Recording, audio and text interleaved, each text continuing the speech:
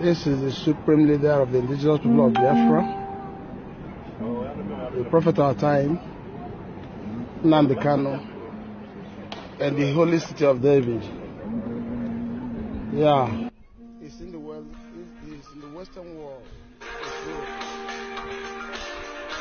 for to accomplish the mission. Yes.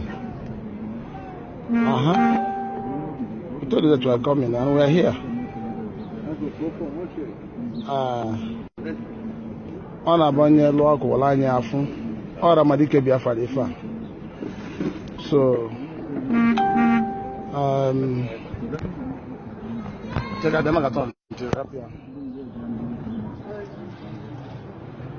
On your Nnamdi Biafra, the supreme leader of the people of Biafra, on a state of Israel, never the Welling War.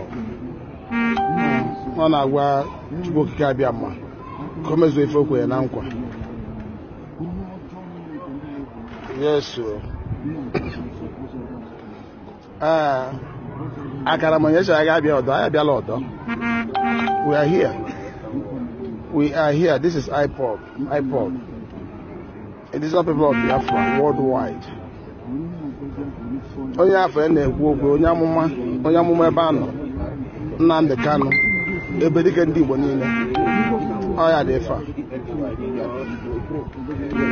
nwenu ndị nọ ga-atọ nọ ntị ebe chebere ga-atọ nọ unu ga-afụ ya ọfụma nwenu